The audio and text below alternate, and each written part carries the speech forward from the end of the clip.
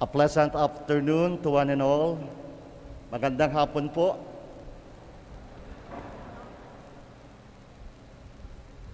Nais ko pong umpisahan. I uploaded this morning in my Facebook page. Trust the Lord during the sad time of your life and praise the Lord during happy times. Happy Palm Sunday. So officially, we are into Holy Week. Today, we start the Semana Santa. This is the triumphant entry of Jesus into Jerusalem. So we tried to recall what happened 2,000 plus years ago when Jesus entered Jerusalem. Tagumpay na pagpasok ni Jesus sa Jerusalem. So we accompanied Jesus in his journey. To sum up all the Gospels during Lenten season, this is the last Gospel. So we started first Sunday, the temptations of Jesus. Second Sunday, the transfiguration. Third Sunday, the parable of the fig tree. The fourth Sunday, the parable of the prodigal son. Last Sunday, the woman caught committing adultery. At ngayon nga po, Palm Sunday, Jesus' successful entry to Jerusalem. Last Sunday, the fifth Sunday of Lent, the message, the prodigal son, the fourth Sunday, pwedeng magbago. Kaya, pwede po bang pakitapik ang katabi? Sabihin mo, pwede. At yung babae sa kwento last Sunday, if the fourth gospel is a parable, the fifth Sunday is an actuality.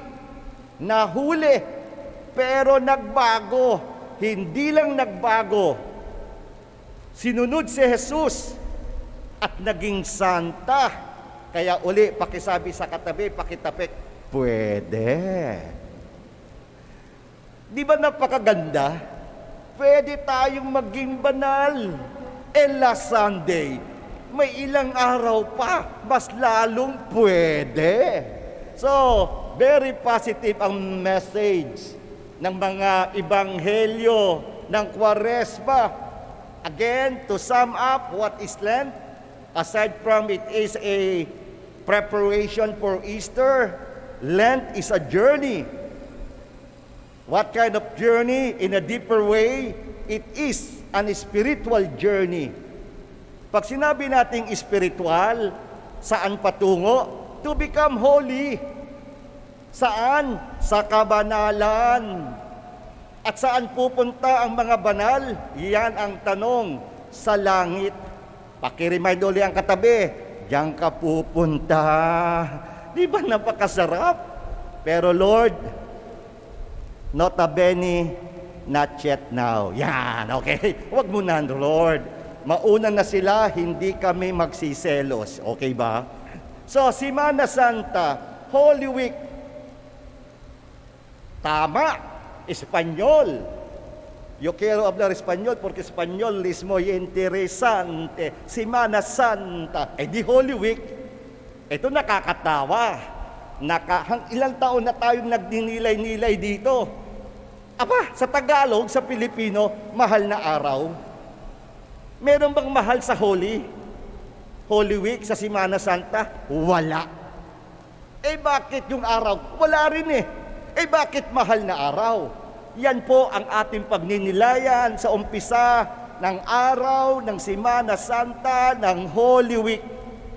Kaya nga ang ganda Holy Week, Semana Santa, tama sa Ingles, tama sa Espanyol, bakit ba naman sa Pilipino, sa Tagalog, dapat ito ang tama? Banal na linggo, tama po? Bakit hindi ginamit ang banal na linggo? Ang ginamit, mahal na araw. Ang Pinoy kasi malalim. Yan ang ating sasagutin. Bakit mahal na araw? Ito po ang kasagutan. Sa aking pagninilay, itinaibahagi ko na sa mga nakaraang mga homily ko. At ngayon, nais ko pumuling ibahagi, Holy Week, Semana Santa. Correct. Bakit mahal na araw? Tingnan natin ang salitang mahal. Let's look at the word mahal from different perspectives. Number one, siyempre, mahal. Kasama mo yung mahal mo, pakisabi sa yung mahal, I love you. Ay, diba?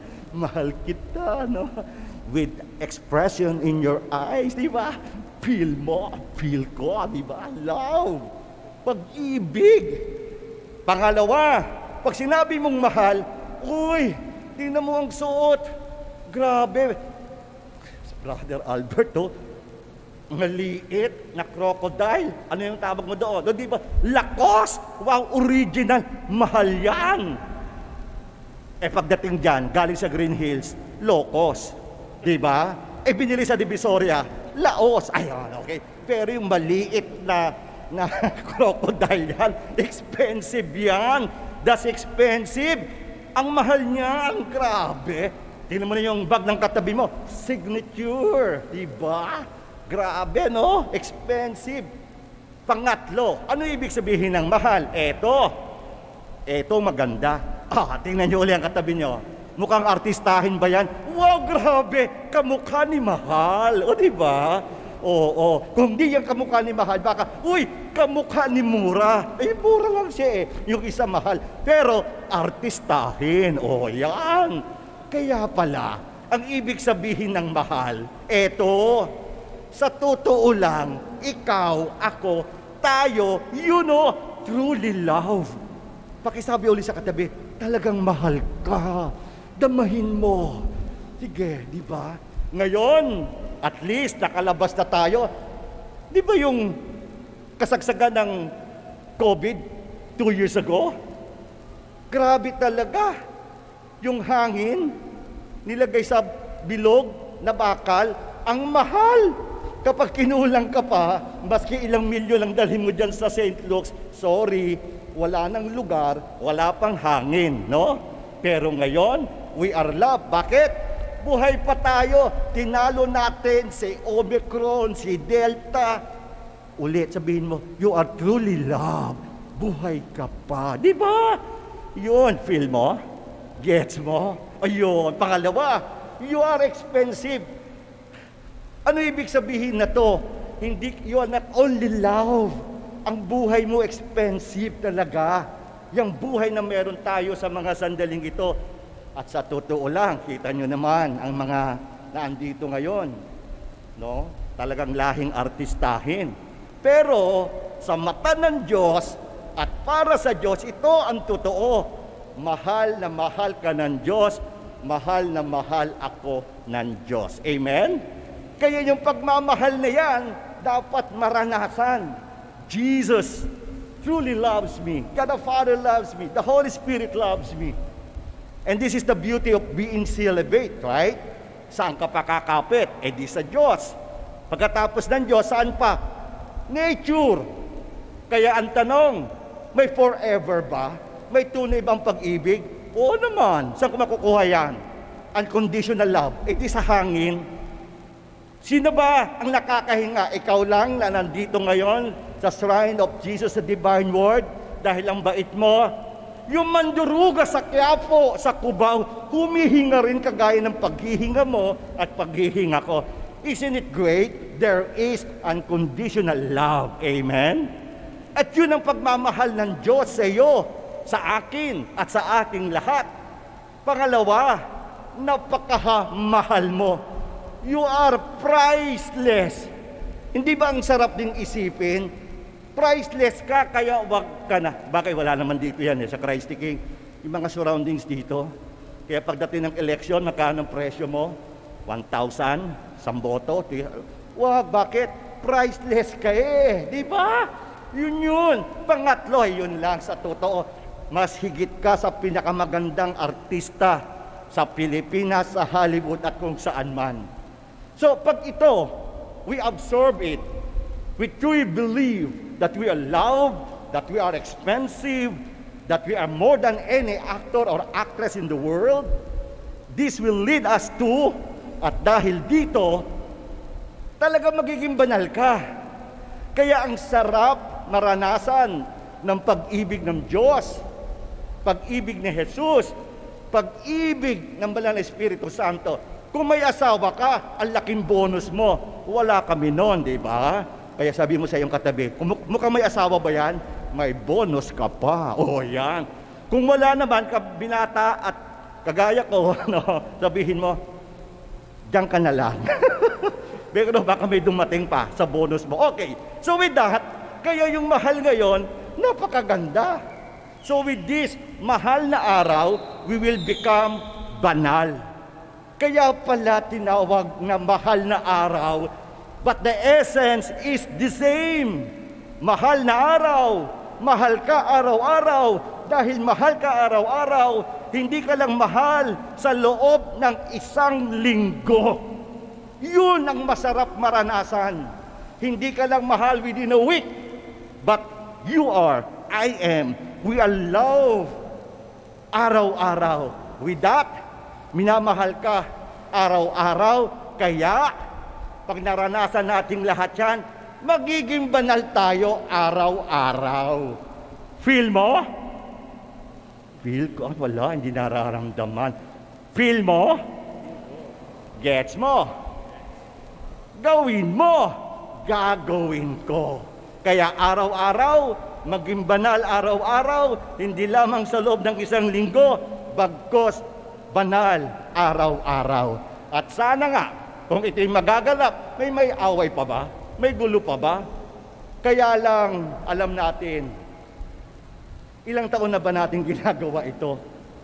2,000 plus years ago, the Savior already came. Kaya ito, meron pa tayong isang linggo kasama ang Easter Vigil. Mahal na araw, banal araw-araw. Ito ang Kwaresma.